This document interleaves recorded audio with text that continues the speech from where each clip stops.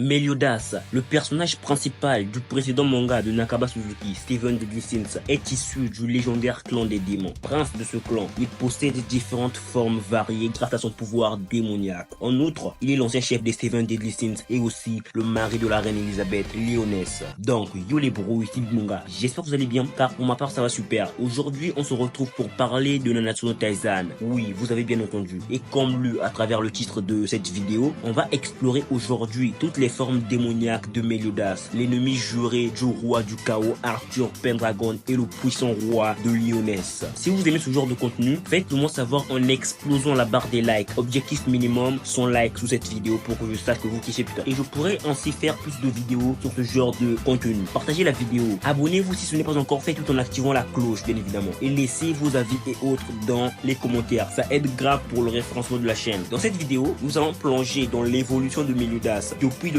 début de Nanatsu no Taizan jusqu'à la fin, en passant par l'anime et le manga. Attention, cette vidéo est exclusivement dédiée à Steven Deadly Sins, sans inclure les événements de Fortnite of the Apocalypse. Que vous soyez fan de l'anime ou du manga, préparez-vous à découvrir les multiples formes démoniaques de Meliodas, chacune plus impressionnante que la précédente. Cette vidéo est faite pour vous, donc sans plus tarder, entrons dans le vif du sujet. Je voudrais savoir quelle est bien évidemment votre forme préférée de Meliodas. Forme de base. Meliodas, sous sa forme de base, semble complètement humain, sans marque démoniaque sur son corps. Son niveau de puissance initiale est de 3370 au début de la série, atteignant 32 500 après avoir récupéré sa puissance scellée par les druides, et culminant à 61 000 après avoir été ressuscité de sa mort temporaire contre Estarossa. Et le niveau de puissance de Meliodas dans son mode normal ne cesse d'augmenter tout au long de l'évolution du manga jusqu'à atteindre des sommets presque inimaginables vers la fin. Mais ce n'est pas tout, car dans un passé encore plus lointain, 3 millions en arrière, même dans ce mode normal, il était bien plus redoutable et puissant, une puissance brute qui laisse deviner un potentiel hors norme, même sans transformation extrême. Mais malgré cette puissance significative, il devient encore plus fort lorsqu'il active sa marque démoniaque. Mode marque démoniaque.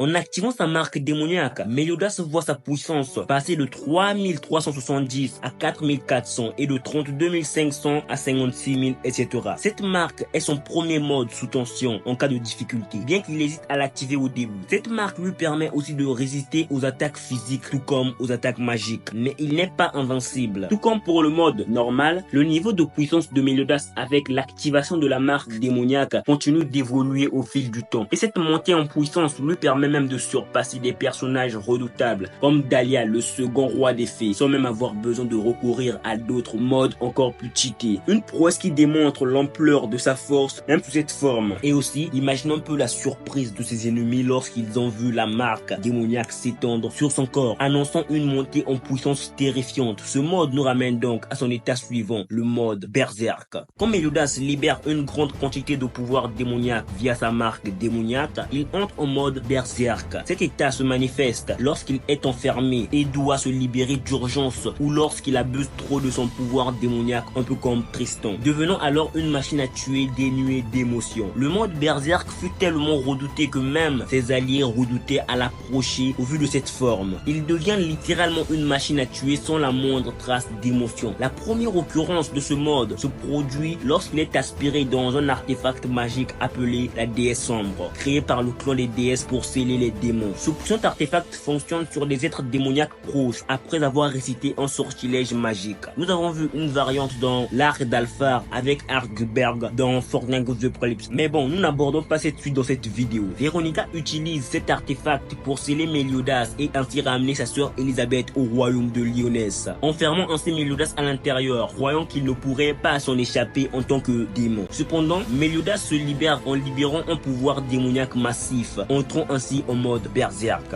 Dans ce mode, Meliodas obtient une augmentation significative de puissance, sa marque démoniaque couvrant maintenant une grande partie de son corps et lui servant de bouclier contre tout type d'attaque. Elle le rend imperméable à des éléments normalement dangereux comme une lame d'épée. Il peut également modeler cette marque en griffe épée ou aile pour voler. Sa puissance continue de croître à mesure que la marque s'étend sur son corps. Dans cette forme dévastatrice, Meliodas abandonne toute subtilité. Il perd l'aptitude à utiliser son célèbre contre total et se bat uniquement avec ses ténèbres et sa force brute inouïe. Sa puissance devient alors incontrôlable, transformant chaque chaque coup un déferlement de rage pure. Lors de son combat contre Elbram, Meliodas atteint une puissance d'au moins 10 300, bien au-delà de ses 4400 initiaux avec la marque démoniaque activée. Ce mode double donc sa puissance avec la marque, bien qu'il ne suffise pas à vaincre Elbram. Le mode Berserk confère donc à Meliodas une puissance significative, bien que ce ne soit pas suffisant pour surpasser tous ses adversaires. Mode assaut. Et maintenant, nous arrivons au mode préféré de beaucoup de fans, le mode assaut. Meliodas entre pour la première fois en mode assaut lorsqu'il est confronté au cocon des ténèbres de Melascula. Pour s'échapper et sauver Elisabeth à temps à cause de sa malédiction de réincarnation perpétuelle, il libère une quantité inimaginable de ténèbres, choquant Melascula qui affirme qu'aucun des 10 commandements, pas même Zeldris,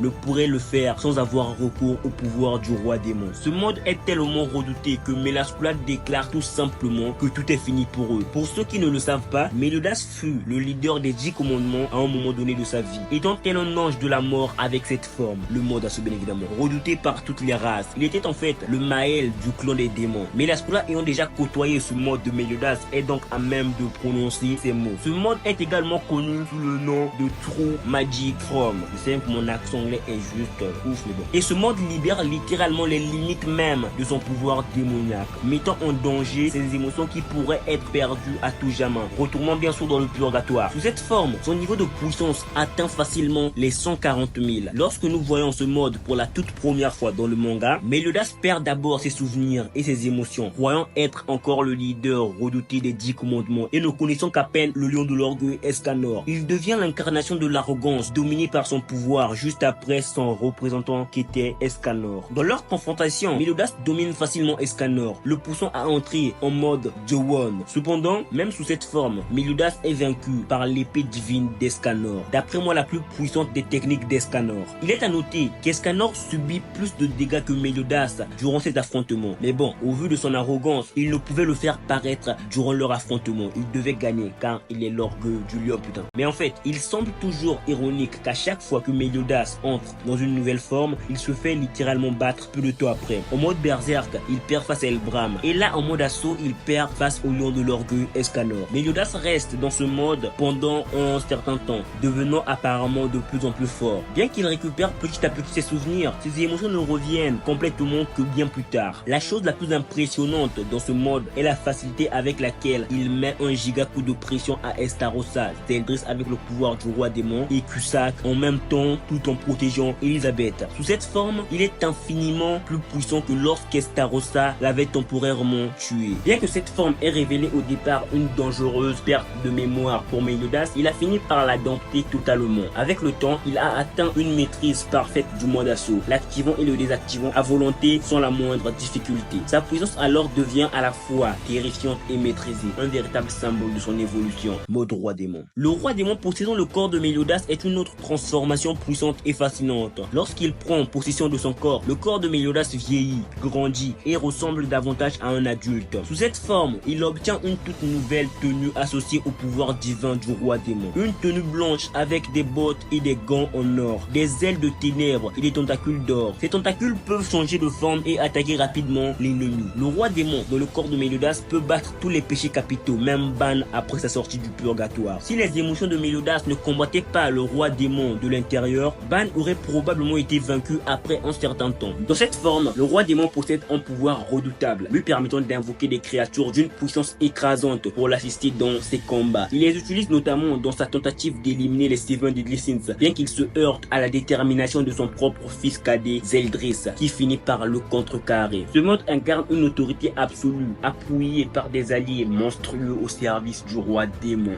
Mode spectre. Alors, je me suis demandé si cette forme devait vraiment être considérée comme une transformation à part entière de ce dernier. Mais après réflexion, je me suis dit, pourquoi pas. On découvre donc ce mode pour la toute première fois, après que Meliodas ait perdu la mémoire, suite à sa libération du cocon de ténèbres de Melascula. Ce mode, c'est en gros la matérialisation pure et simple des souvenirs de Meliodas. Et il prend vraiment toute son importance lorsque Ban se rend au purgatoire, prêt à tout pour retrouver les souvenirs enfouis de son ami le plus cher. Mais bien que les souvenirs de Meliodas semblaient faibles dans ce monde infernal qu'est le purgatoire, c'est lors de la résurrection du roi démon dans son propre corps que ce mode a montré sa puissance juste colossale. Car dans le monde des esprits, un duel titanesque opposait le le roi démon et les souvenirs de Meliodas pour le contrôle ultime de son corps ou de son enveloppe charnelle. Et même si entre-temps le roi démon avait déjà pris le dessus sur le contrôle du corps et avait aussi pu plonger Meliodas dans un déni complet en lui, racontant un baratin juste pas possible, en retrouvant confiance en lui après avoir su le mensonge du roi démon, tout bascule. Meliodas libère l'une des attaques les plus dévastatrices de tout le verse,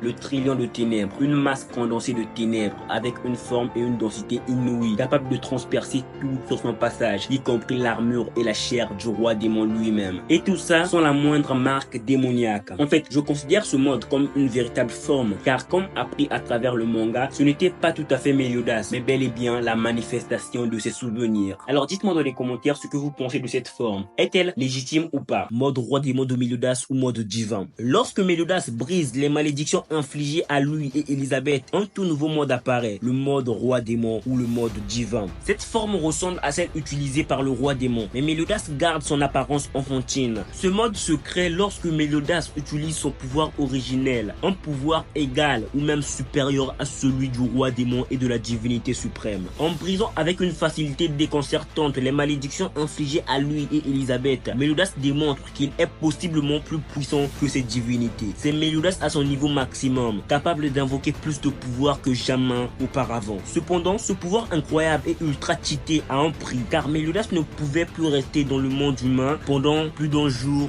sans provoquer des catastrophes naturelles. C'est le genre de pouvoir qui dépasse l'entendement. Il dut donc par la suite renoncer à ce pouvoir pour pouvoir détruire les commandements du roi démon et ainsi pouvoir vivre avec sa bien-aimée à Lyonesse, devenant ainsi le roi de Lyonesse. Même s'il semble impossible de reprendre cette forme d'après les dires du manga, vu que c'est son pouvoir originel, il existe peut-être un espoir infime. Sait-on jamais, peut-être qu'il pourra récupérer cette forme, putain. Voilà donc toutes les formes de Meliodas, du début de Nanatsu no Taizan jusqu'à la fin. Si j'ai omis une ou deux formes, faites-le moi savoir dans les commentaires, c'est important pour le référencement évidemment. Je n'ai pas abordé ces formes dans Fortnite of the Prolapse car il n'y a rien de nouveau, juste une augmentation énorme de sa puissance de base. Mais quelle est votre forme préférée de Meliodas? Personnellement, j'adore le mode assaut pour son design, mais son dernier mode est tout simplement incroyable. C'est cohérent je pense d'avoir eu la forme la plus puissante sans ressembler à une forme démoniaque basique. Meliodas n'a pas eu besoin de perdre le contrôle de ses émotions pour utiliser son véritable pouvoir, supérieur à celui des divinités. Ce fut donc incroyable, je vous le dis clairement. N'oubliez donc pas de me dire dans les commentaires quelle est votre forme préférée et aussi si possible le pourquoi bien évidemment. J'apprécie aussi la façon dont le tatouage du dragon a évolué avec lui sous cette forme. Et si vous le pouvez ou le saviez, faites-moi savoir s'il y a une signification derrière tout cela, derrière le fait que ce tatouage change tout le temps. Car perso je n'en ai littéralement aucune idée. Donc globalement, voilà tout pour cette vidéo. Vous avez enfin découvert toutes les formes de Meliodas dans Nanatsu no Taizan. J'espère que nous verrons de nouvelles formes dans la suite bien évidemment. Donnez vos avis et théories dans les commentaires, ça m'intéresse de ouf. Atteignons ainsi l'objectif de cette vidéo pour que je puisse commencer à travailler sur notre personnage. Partagez, abonnez-vous, commentez pour le soutien bien évidemment et rejoignez-moi sur les réseaux sociaux pour discuter plus amplement de l'univers des Seven Deadly Sins et des 4 chevaliers de l'Apocalypse. J'espère que vous vous porterez bien jusqu'à la prochaine vidéo. À la prochaine et surtout bonne.